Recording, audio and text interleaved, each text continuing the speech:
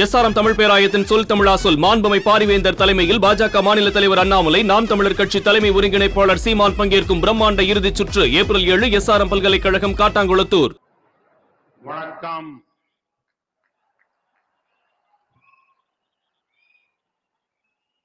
ஏன அம்பு தமிழ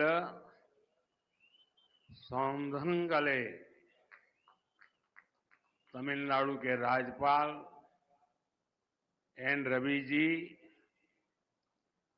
केंद्रीय मंत्रिमंडल के मेरे सहयोगी अश्विनी वैष्णव जी, डॉक्टर एल मुरुगन जी,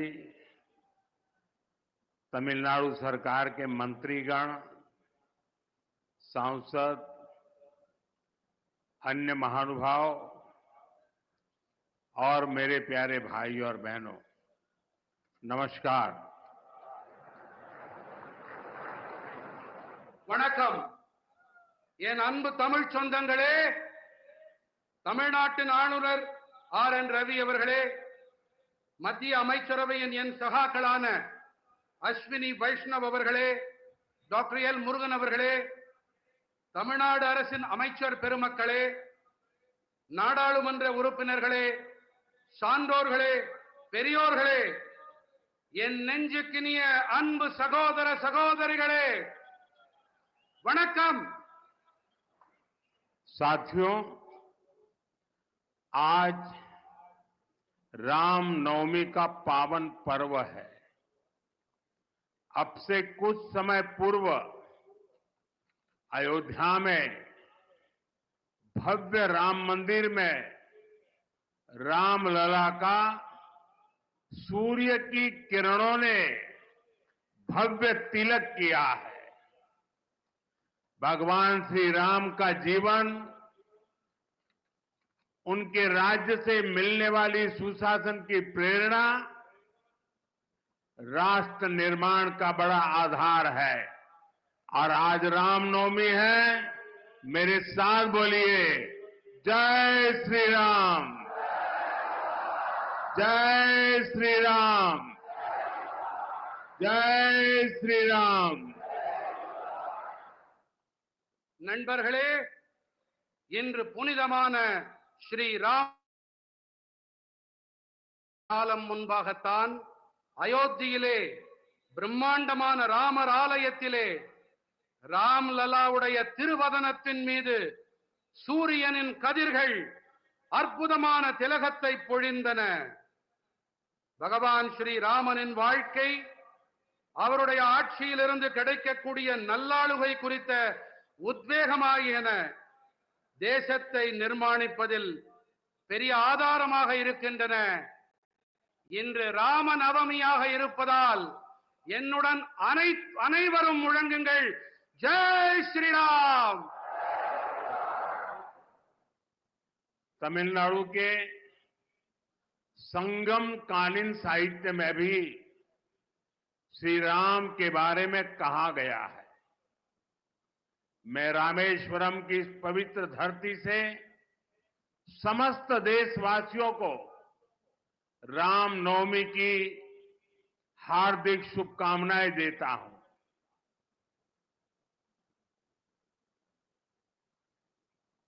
தமிழ்நாட்டின் சங்ககால இலக்கியத்திலும் கூட ஸ்ரீ ராமபிரானை பற்றி கூறப்பட்டிருக்கின்றது.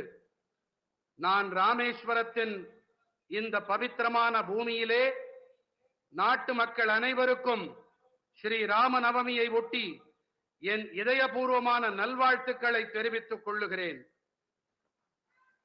Friends, I feel blessed that I could pray at the Ramanath Swami temple today.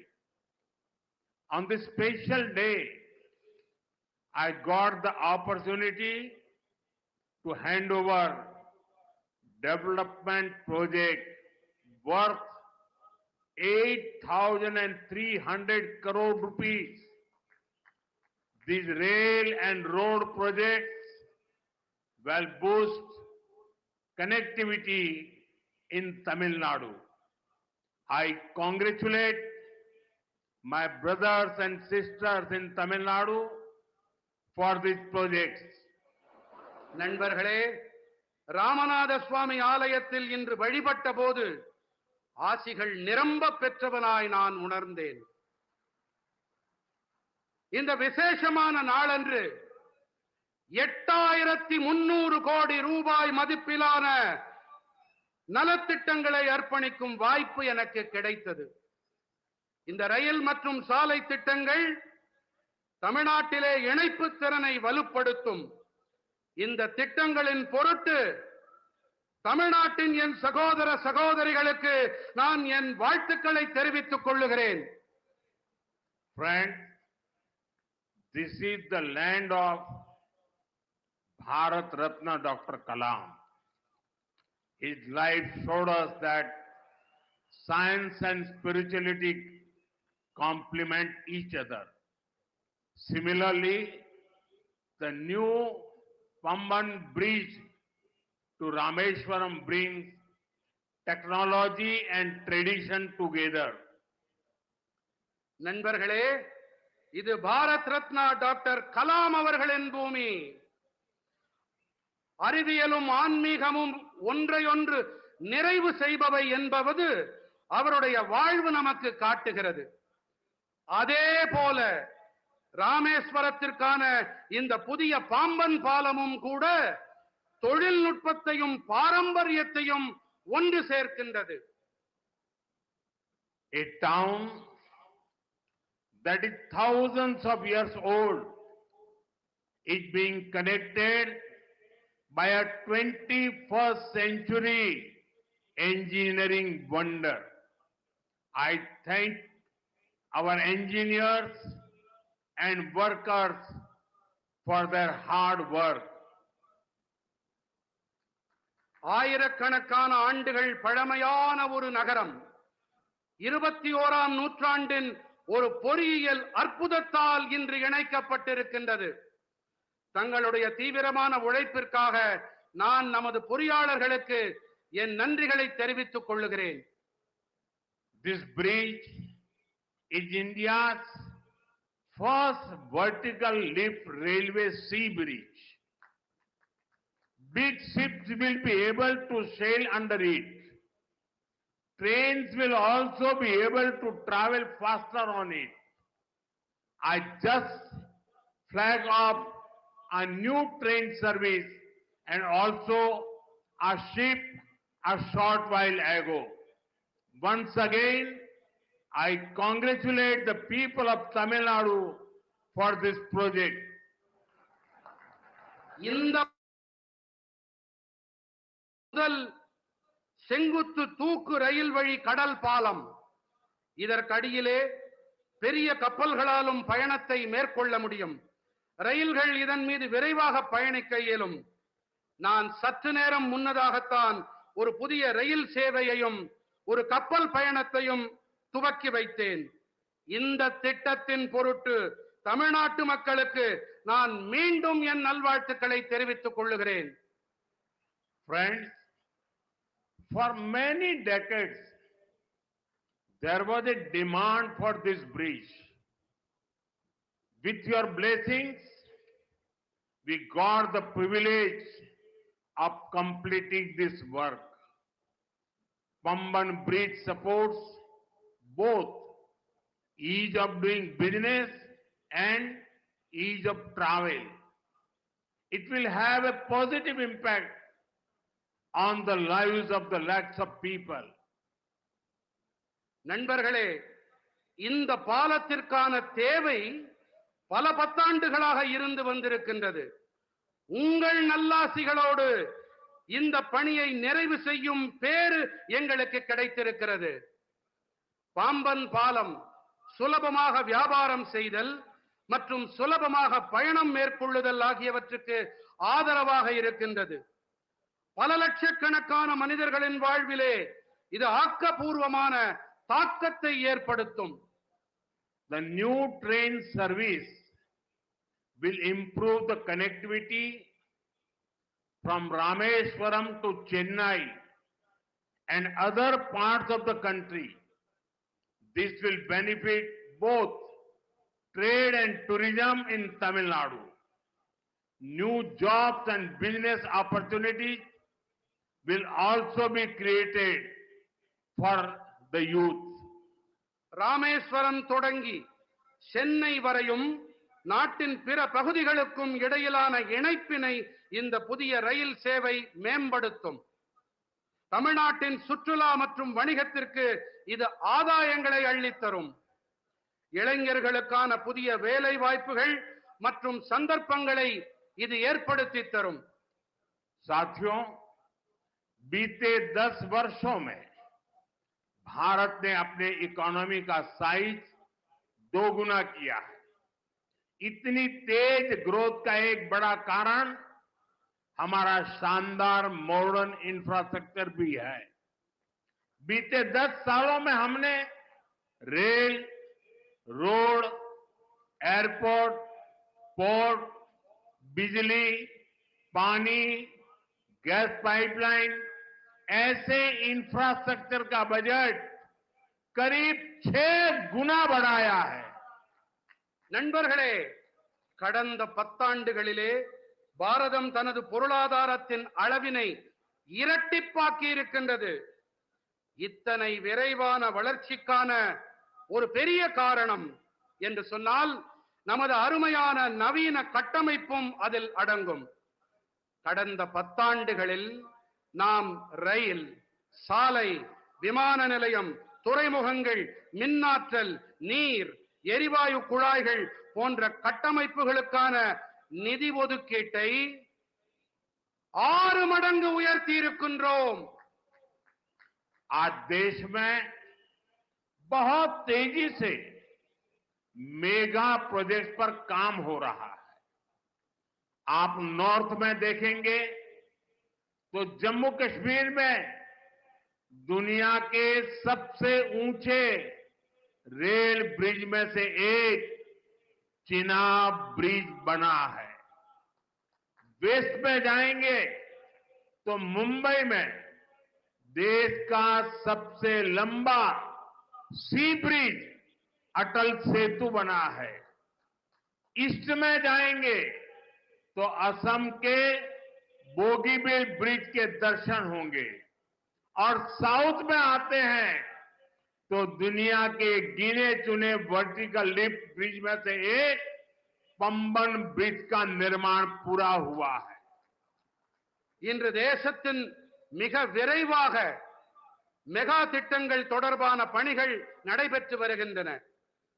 வடக்கிலே நீங்கள் பார்த்தீர்களானால் ஜம்மு காஷ்மீரத்திலே உலகின் மிக உயரமான ரயில் பாலங்களில் ஒன்றான சினாப் பாலம் அமைக்கப்பட்டிருக்கின்றது. மேற்கிலே பார்த்தீர்கள் என்றால் மும்பையிலே தேசத்தின் மிக நீளமான கடல் பாலமான அடல் பாலம் அமைக்கப்பட்டிருக்கின்றது. கிழக்கிலே கவனித்தோம் என்றால் அசாமின் போகிபீல் பாலத்தை நீங்கள் பார்க்கலாம். மேலும் தெற்கு வெகு குறைவான செங்குத்து உயர்த்தல் கொண்ட பாலங்களில் ஒன்றான பாம்பன் பாலத்தின் நிர்மாணம் நிறைவடைந்திருக்கின்றது. इसी तरह ईस्टर्न और western freight corridor, dedicated freight corridor भी तैयार हो रहे हैं. देश की पहली बुलेट ट्रेन पर तेजी से काम चल रहा है.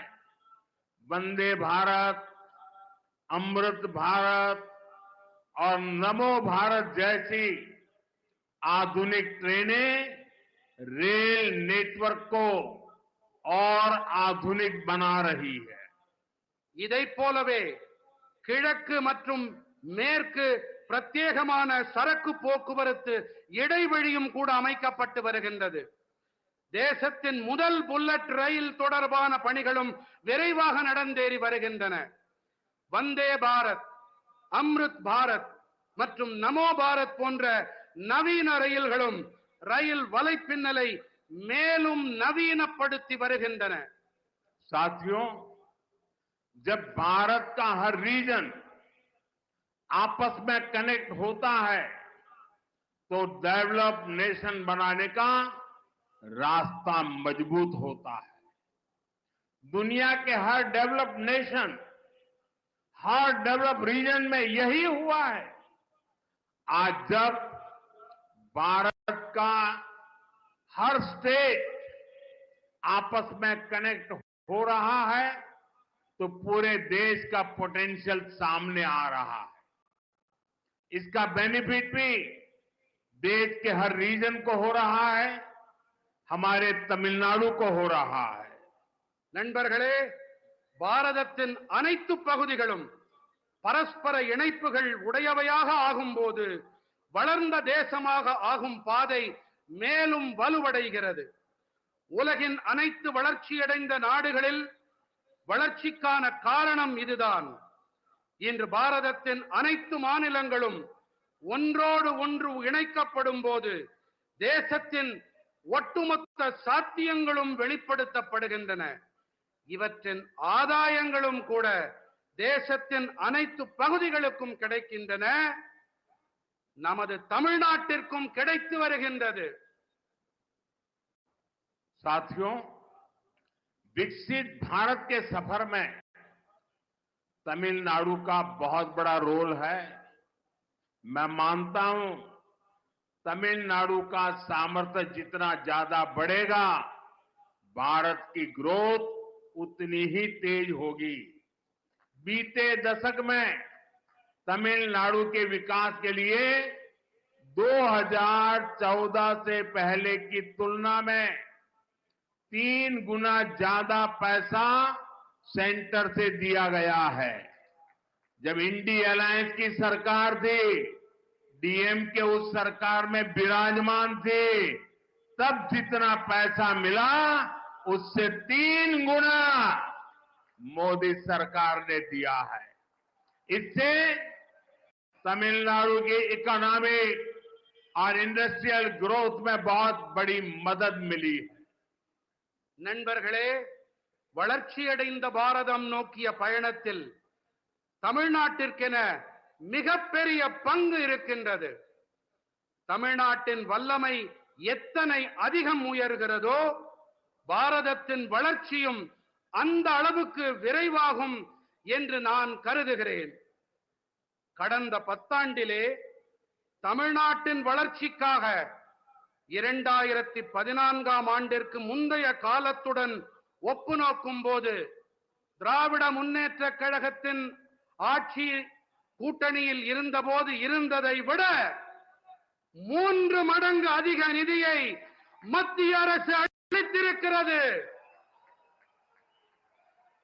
தமிழ்நாட்டின் பொருளாதாரம் மற்றும் தொழில்துறை வளர்ச்சிக்கு இது மிக அதிக அளவு உதவி இருக்கின்றது. साथियों, तमिलनाडु का इंफ्रास्ट्रक्चर भारत सरकार की प्रायोरिटी है। बीते 1 दशक में तमिलनाडु का रेलवे बजट 7 टाइम्स से ज्यादा इंक्रीज किया गया है। நண்பர்களே, தமிழ்நாட்டின் கட்டமைப்பு தான் பாரத அரசின் முதன்மை. கடந்த 10 ஆண்டிலே தமிழ்நாட்டின் ரயில் துறை பட்ஜெட்டிலே 7 மடங்கிற்கும் அதிகமான அதிகரிப்பு செய்யப்பட்டிருக்கின்றது. कुछ लोगों को बिना कारण रोते रहने की आदत है, वो रोते रहते हैं। இவற்றையெல்லாம் செய்த பிறகும் கூட சிலர் அழுது கொண்டே இருக்கிறார்கள்.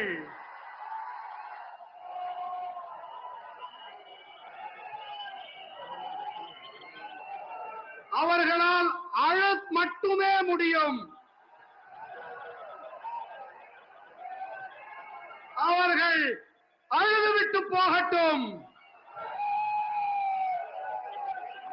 2014 से पहले रेल प्रोजेक्ट के लिए हर साल सिर्फ ओनली 900 करोड़ रुपीस ही मिलते थे। और आपको पता है उस समय इंडी अलायंस के मुख्य कर्ता धर्ता कौन थे, ये आपको पता है। इस वर्ष तमिलनाडु का रेल बजट 6,000 करोड़ रुपए से ज्यादा है। भारत सरकार यहां के 77 रेलवे स्टेशन को मॉडर्न भी बना रही है। इसमें रामेश्वरम का स्टेशन भी शामिल है। 2014 ஆண்டிற்கு முன்பு வரை ரயில் துறை திட்டங்களுக்காக ஒவ்வொரு ஆண்டும் வெறும் 900 கோடி ரூபாய் மட்டுமே கிடைத்து வந்தது. அப்போதெல்லாம் கூட்டணியிலே யார் ஆட்சியில் அமர்ந்திருந்தார்கள் என்பதை நான் கூற தேவையே இல்லை. இந்த ஆண்டு தமிழ்நாட்டின் ரயில் பட்ஜெட் 6000 கோடி ரூபாய்க்கும் அதிகம். பாரத அரசு தமிழ்நாட்டில் இருக்கும் 77 ரயில் நிலையங்களையும் நவீனப்படுத்தும் பணிகளில் ஈடுபட்டு வருகின்றது. இதிலே ராமேஸ்வரம் ரயில் நிலையமும் இடம் பெற்றிருக்கின்றது. साथियों, लास्ट 10 इयर्स में प्रधानमंत्री ग्राम सड़क योजना के तहत गांवों के रोड और हाईवे के क्षेत्र में भी बहुत सारा काम हुआ है। 2014 के बाद तमिलनाडु में केंद्र सरकार की मदद से 4000 किलोमीटर रोड बनी है।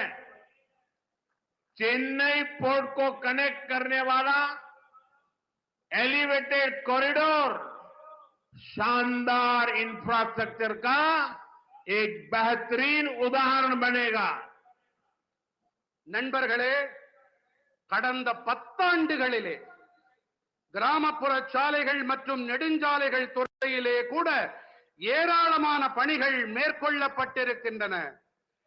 2014 ஆண்டிற்கு பிறகு தமிழ்நாட்டிலே மத்திய அரசின் உதவியோடு 4000 கிலோமீட்டர் அளவுக்கு சாலைகள் போடப்பட்டிருக்கின்றன. சென்னை துறைமுகத்தை இணைக்கவல்ல உயர்த்தப்பட்ட இடைவழி அருமையான கட்டமைப்பிற்கான மேலும் ஒரு எடுத்துக்காட்டு. आज भी करीब 1000 करोड़ रुपीस के रोड प्रोजेक्ट का शिलान्यास और लोकार्पण हुआ है. ये प्रोजेक्ट तमिलनाडु के अलग अलग डिस्ट्रिक्ट के साथ ही आंध्र प्रदेश के साथ भी कनेक्टिविटी बेहतर करेंगे. இன்றும் கூட சுமார் 8000 கோடி ரூபாய் மதிப்பிலான சாலை திட்டங்களுக்கான அடிக்கல் நாட்டப்பட்டு இவை தேசத்திற்கு அர்ப்பணம் செய்யப்பட்டிருக்கின்றது. இந்த திட்டங்கள் தமிழ்நாட்டின் பல்வேறு மாவட்டங்களோடு மட்டுமல்லாமல் ஆந்திர பிரதேசத்துடனான இணைப்பையும் மேம்படுத்தும். साथियों, चेन्नई मेट्रो जैसा मॉडर्न पब्लिक ट्रांसपोर्ट भी तमिलनाडु में ईज ऑफ ट्रैवल को बढ़ा रहा है. हमें याद रखना है, जब इतने सारे इंफ्रास्ट्रक्चर का काम होता है तो इससे हर सेक्टर में नई जॉब भी क्रिएट होती है. मेरे नौजवानों को रोजगार के नए अवसर मिलते हैं. மெட்ரோ போன்ற நவீன பொதுமக்கள் போக்குவரத்து வசதியும் கூட தமிழ்நாட்டிலே சுலபமான பயணம் மேற்கொள்ளுதலை மேம்படுத்துகிறது.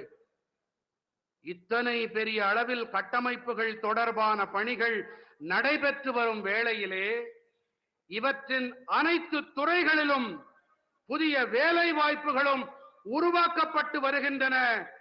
என்னுடைய இளைஞர்களுக்கு வேலை வாய்ப்புகள் ஏற்படுத்தப்படுகின்றன என்பதை நாம் நினைவில் கொள்ள வேண்டும், மறந்துவிடக் கூடாது.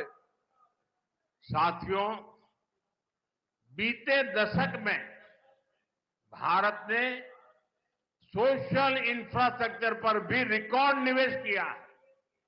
मुझे खुशी है कि तमिलनाडु के करोड़ों गरीब परिवारों को इसका बेनिफिट मिल रहा है। बीते 10 साल में 4 करोड़ से ज्यादा पक्के घर देश भर के गरीब परिवारों को मिले हैं और इसमें पीएम आवास योजना के तहत 12 लाख से ज्यादा पक्के घर यहां तमिलनाडु में मेरे गरीब परिवार के भाई बहनों को मिले हैं।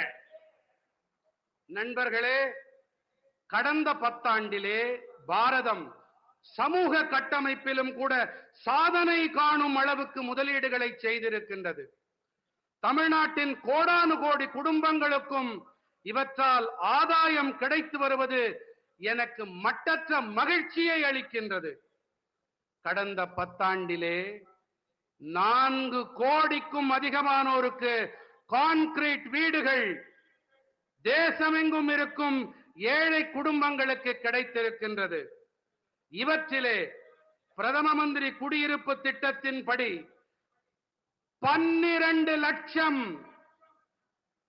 12 லட்சத்திற்கும் மேற்பட்ட கான்கிரீட் வீடுகள் இங்கே என்னுடைய ஏழை சகோதர சகோதரிகள் தமிழ்நாட்டிலே அவர்களுக்கு கிடைத்துவிட்டன. पिछले 10 सालों में गांवों में करीब 12 करोड़ परिवारों तक पहली बार पाइप से वाटर नीर पहुंचाया गया है। इसमें 1 करोड़ 11 लाख फैमिलीज मेरे तमिलनाडु की है। इनके घर में पहली बार टैप वाटर पहुंचा है। इसका बहुत बड़ा लाभ तमिलनाडु की मेरी माताओं बहनों को मिला है। கடந்த 10 ஆண்டுகளிலே கிராமங்களில் 12 கோடி குடும்பங்களுக்கு முதன்முறையாக குழாய் வழி குடிநீர் கொண்டு சேர்க்கப்பட்டிருக்கிறது.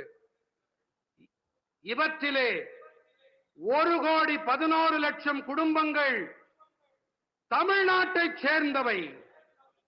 இவர்களுடைய இல்லங்களிலே முதன்முறையாக குழாய் வழி குடிநீர் சென்றடைந்திருக்கிறது. இதனால் மிகப்பெரிய ஆதாயம் அடைந்தவர்கள் நம்முடைய தாய்மார்கள் சகோதரிகள் தான். साथियों, देशवासियों को क्वालिटी और सस्ता इलाज देने से ये हमारी सरकार का कमिटमेंट है। आप देखिए, आयुष्मान योजना के तहत तमिलनाडु में 1 करोड़ से ज्यादा ट्रीटमेंट हो चुके हैं। इससे तमिलनाडु के इन परिवारों के 8,000 करोड़ रुपीस जो उनकी जेब में से खर्च होना था, वो खर्च बच गया है। मेरे तमिलनाडु के भाई बहनों के जेब में 8,000 करोड़ रुपीस, ये बहुत बड़ा आंकड़ा है। நண்பர்களே, நாட்டு மக்களுக்கு தரமான மற்றும் விலை மலிவான சிகிச்சை அளிக்கும் விஷயத்தில் நமது அரசாங்கம் அர்ப்பணிப்போடு செயல்கள் புரிந்து வருகின்றது. நீங்களே பாருங்கள், ஆயுஷ்மான் பாரதம் திட்டத்தின்படி தமிழ்நாட்டிலே 1 கோடிக்கும் மேற்பட்ட சிகிச்சைகள் நடைபெற்றாகிவிட்டன. இவற்றிலே தமிழ்நாட்டின் இந்த குடும்பங்கள் 8,000 கோடி ரூபாய், சிறிய தொகை அல்ல, காப்பாற்றப்பட்டிருக்கிறார்கள். என்னுடைய தமிழ் சொந்தங்கள் காப்பாற்றப்பட்டிருக்கின்றார்கள். तमिलनाडु में 1400 से अधिक जन औषधि केंद्र है। ये मैं सिर्फ तमिलनाडु का बताता हूं। यहां जन औषधि केंद्र में 80% डिस्काउंट पर दवाएं मिलती है।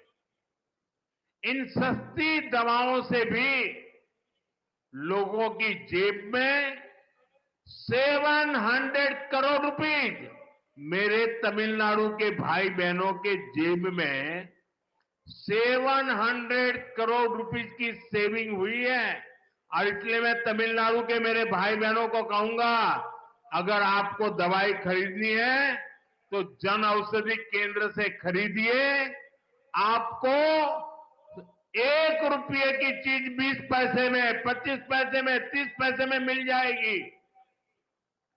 தமிழ்நாட்டிலே 1400க்கும் அதிகமான மக்கள் மருந்தகங்கள் இருக்கின்றன. 1400 நம்முடைய தமிழ்நாட்டில் மட்டுமே. இங்கே 80% வரையிலான தள்ளுபடி விலையிலே மருந்துகள் கிடைக்கின்றன. இந்த மலிவு விலை மருந்துகளாலும் கூட மக்களுக்கு 700 கோடி ரூபாய் சேமிப்பு ஏற்பட்டிருக்கிறது. ஆகையினாலே தான் கூறுகிறேன், நீங்கள் மருந்துகள் வாங்க வேண்டும் என்றால் இந்த மக்கள் மருந்தகங்களிலே வாங்குங்கள். 25 பைசா, 30 பைசா, 50 பைசாவிற்கு கூட உங்களுக்கு மருந்துகள் கிடைக்கும். साथियों, हमारा प्रयास है कि देश के नौजवानों को डॉक्टर बनने के लिए एब्रॉड जाने की मजबूरी ना रहे। बीते सालों में तमिलनाडु को 11 नए मेडिकल कॉलेज मिले हैं।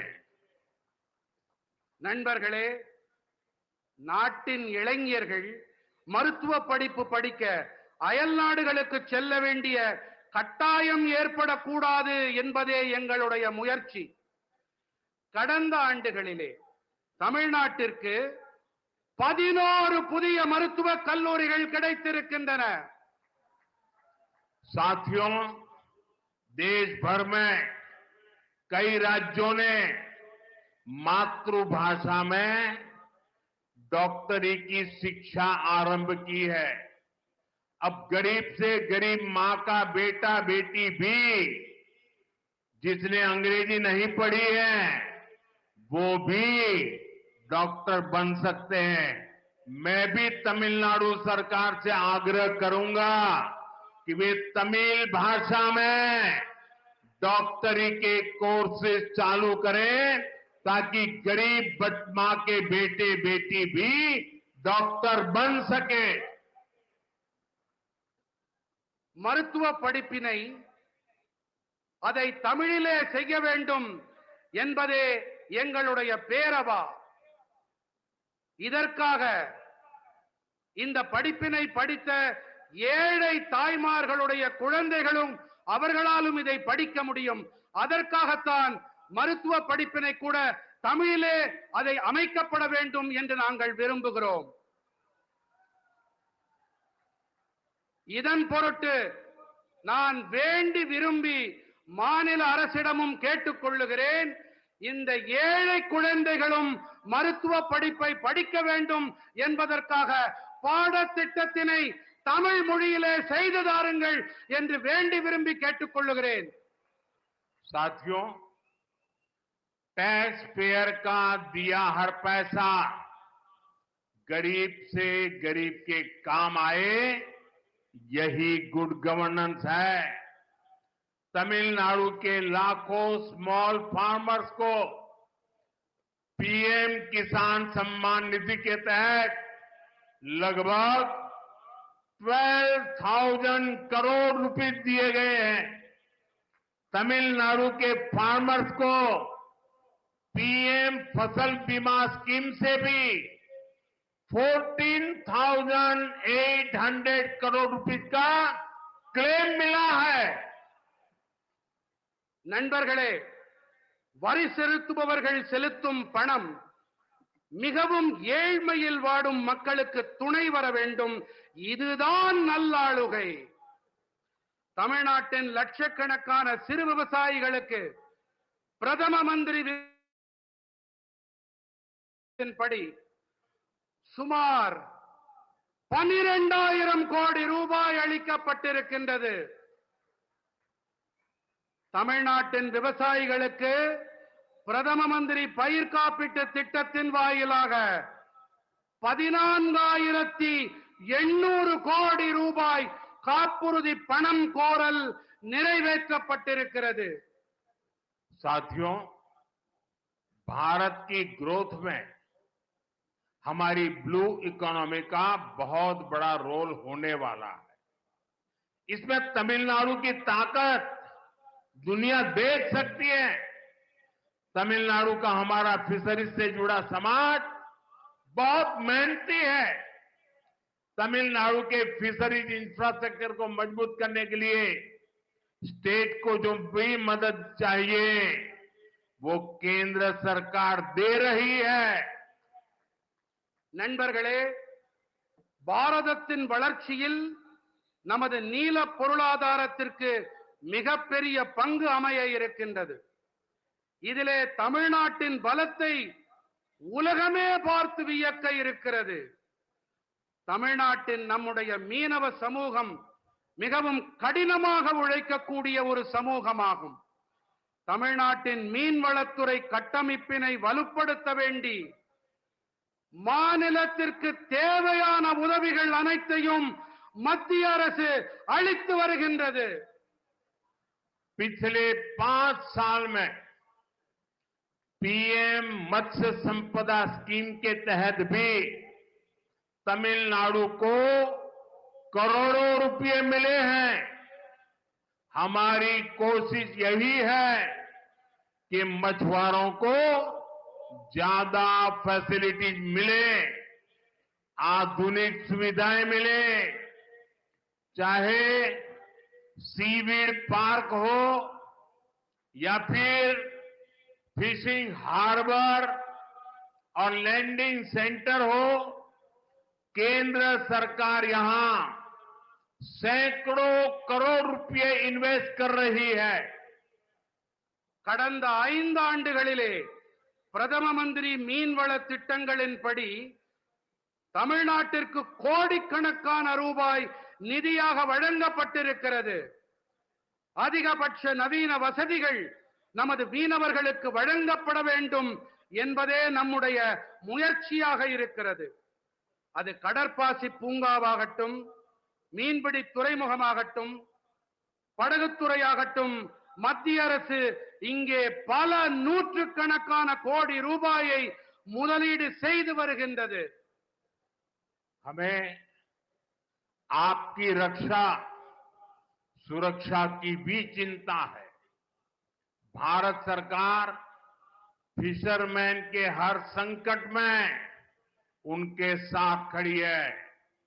भारत सरकार के प्रयासों से बीते 10 साल में 3,700 से ज्यादा फिशरमैन श्रीलंका से वापस लौटे हैं.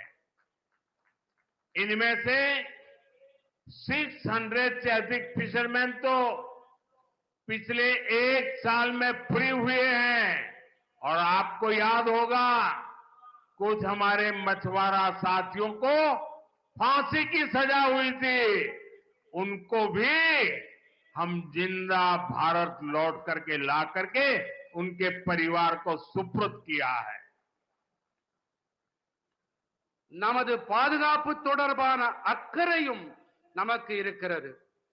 பாரத அரசு மீனவர்களின் அனைத்து சங்கட காலங்களிலும் அவர்களுக்கு தோளோடு தோள் கொடுத்து வந்திருக்கின்றது. பாரத அரசின் முயற்சிகள் காரணமாக கடந்த 10 ஆண்டுகளில் மட்டும் 3,700க்கும் மேற்பட்ட மீனவர்கள் இலங்கையிலிருந்து மீட்டுக் கொண்டு வரப்பட்டிருக்கின்றார்கள். இவர்களிலே 600க்கும் அதிகமான மீனவர்கள் மட்டும் கடந்த ஓராண்டிலே மீட்டுக் கொண்டு வரப்பட்டிருக்கின்றார்கள்.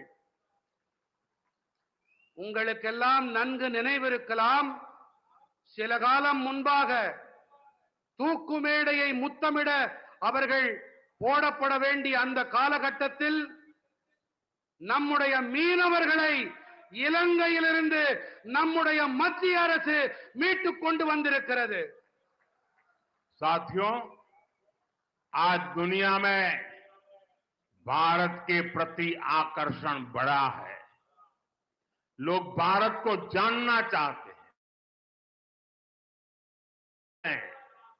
इसमें भारत के कल्चर का, हमारी सॉफ्ट पावर का भी बड़ा रोल है।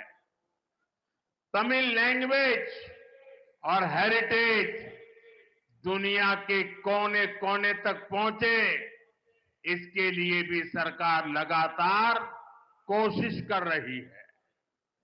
நண்பர்களே, இன்று உலகில் பாரதம் அனைவரையும் ஈர்க்கும் மையமாக மாறியிருக்கிறது. மக்கள் பாரதம் பற்றி தெரிந்து கொள்ள ஆசைப்படுகிறார்கள், புரிந்து கொள்ள விழைகிறார்கள். இதிலே பாரதத்தின் கலாச்சாரம் நம்முடைய மென் சக்திக்கு மிகப்பெரிய பங்கு இருக்கின்றது. தமிழ் மொழி மற்றும் மரபு உலகின் அனைத்து இடங்களுக்கும் சென்று சேர வேண்டும். இதற்காக அரசாங்கம் தொடர்ந்து முயற்சிகளை மேற்கொண்டு வருகின்றது. मैं तो कभी कभी हैरान हो जाता हूं, तमिलनाडु के कुछ नेताओं की चिट्ठियां जब मेरे पास आती है, कभी भी कोई नेता तमिल भाषी में सिग्नेचर नहीं करता है। अरे तमिल का गौरव हो, मैं सबसे कहूंगा कम से कम तमिल भाषा में अपनी सिग्नेचर तो करो। வழக்கமாக எனக்கு தமிழ்நாட்டிலிருந்து சில தலைவர்கள் கடிதங்கள் எழுதுவதுண்டு, மடல்கள் எழுதுவதுண்டு. அந்த கடிதங்களிலே எனக்கு மிகப்பெரிய ஆச்சரியத்தை ஏற்படுத்தக்கூடிய விஷயம் என்னவென்றால், கடிதம் என்னமோ ஆங்கிலத்திலே இருக்கிறது, ஆனால் கையெழுத்தும் ஆங்கிலத்திலேயே இருக்கிறது. குறைந்தபட்சம் கையெழுத்தையாவது தமிழ் மொழியிலே போடக்கூடாதா என்று நான் வியப்பதுண்டு.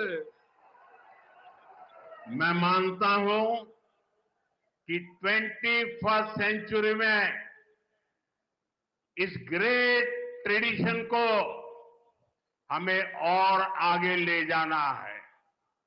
मुझे विश्वास है कि रामेश्वरम और तमिलनाडु की ये धरती हमें ऐसे ही निरंतर नई ऊर्जा देती रहेगी, नई प्रेरणा देती रहेगी. நண்பர்களே, இந்த 21ஆம் நூற்றாண்டில் நாம் இந்த மகத்தான பாரம்பரியத்தை மேலும் முன்னெடுத்து செல்ல வேண்டும் என்பதே என் உறுதியான கருத்து. ராமேஸ்வரம் மற்றும் தமிழ்நாட்டின் இந்த மண் இன்று போல என்றும் தொடர்ந்து புதிய சக்தியை அளித்து வரும், புதிய உள்ளெழுச்சியை அளித்து வரும் என்பதில் எனக்கு எள்ளளவும் ஐயமில்லை. और आज भी देखिए कितना सुभग संयोग है, रामनवमी का पवित्र दिवस है, रामेश्वरम की धरती है, और यहां पर जिस पन्नम बीच का आज उद्घाटन हुआ, 100 साल पहले जो पुराना ब्रिज था उसको बनाने वाला व्यक्ति गुजरात में जन्म लिया था, और आज 100 साल के बाद उसका नया ब्रिज बनाने का उद्घाटन करने का बाद भी उस व्यक्ति को मिला है जो भी गुजरात में पैदा हुआ है. நண்பர்களே, இன்று மிகவும் பவித்திரமான புனிதமான ஒரு நன்னாள். உங்களுக்கு எல்லாம் தெரியும், ராமநவமி.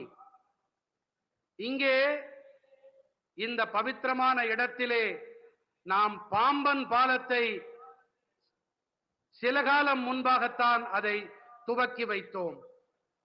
ஒரு ஆச்சரியமான தற்செயல் நிகழ்வு என்றுதான் சொல்ல வேண்டும். 100 ஆண்டுகளுக்கு முன்பாக இந்த பாம்பன் இடத்திலே பாலத்தை கட்டியவர் யார் தெரியுமா? அவர் ஒரு குஜராத்தி. இதில் தற்செயல் நிகழ்வு என்னவென்றால் 100 ஆண்டுகளுக்கு பிறகு இதே பாம்பனில் இங்கு ஒரு பாலத்தை திறந்து வைப்பதும் அதே குஜராத்தில் பிறந்த நான். साथियों, आज जब रामनवमी है, रामेश्वर की पवित्र भूमि है, तब मेरे लिए कुछ भावुक पल भी है। आज भारतीय जनता पार्टी सशक्त, समृद्ध और विकसित भारत के जिस लक्ष्य को लेकर के हम चल रहे हैं, उसमें बीजेपी के हर एक कार्यकर्ता का परिश्रम है। 3-3, 4-4 पीढ़ियां मां भारती के जय जयकार के लिए खप गई है।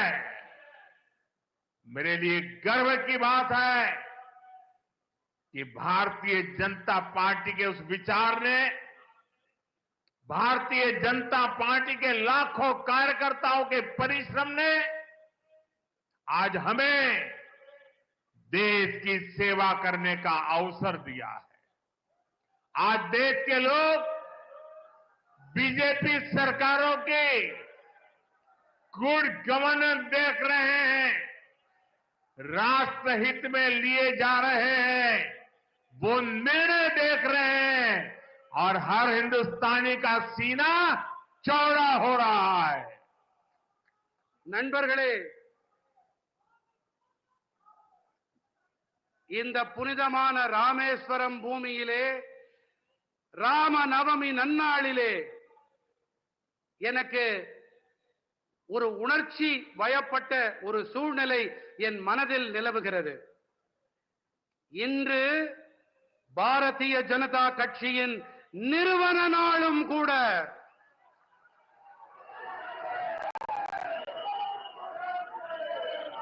சக்தி படைத்த, தன்னிறைவு கொண்ட, வளர்ச்சியடைந்த பாரதம் என்ற லட்சியத்தை மனதிலே தாங்கி நாம் பயணித்துக் கொண்டிருக்கிறோம். இதற்காக பலர் 2, 3, 4 தலைமுறைகளாக கூட தங்கள் வாழ்க்கையை, பல தலைமுறைகளாக தங்கள் அனைத்தையும் இழந்து இதனை ஈட்டி இருக்கின்றோம். நாம் இதிலே பாரதிய ஜனதா கட்சியின் அனைத்து தொண்டர்களின் கடினமான உழைப்பு அடங்கி இருக்கிறது.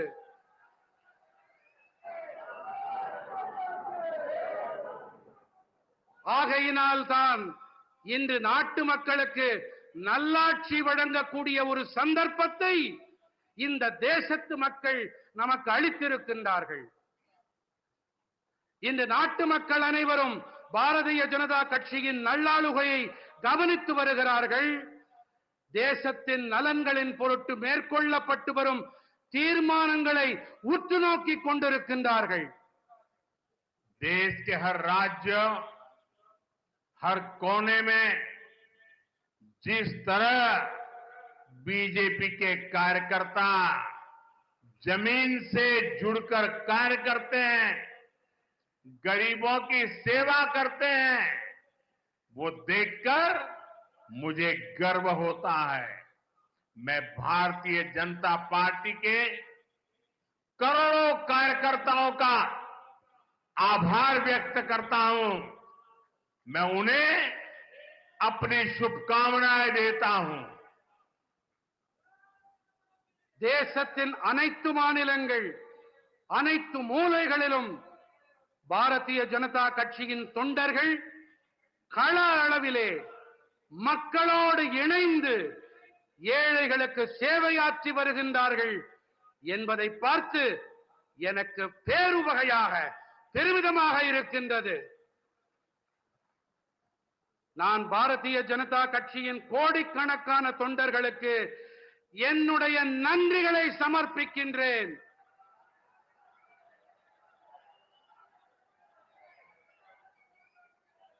உங்கள் அனைவருக்கும் என்னுடைய இனிய நல்வாழ்த்துக்களை காணிக்கையாக்குகின்றேன். एक बार फिर आप सभी को तमिलनाडु के इन सभी डेवलपमेंट प्रोजेक्ट्स के लिए बहुत बहुत बधाई देता हूं. नंद्री, वणक्कम, मिंडोम, संदीपम, भारत माता की, भारत माता की, भारत माता की.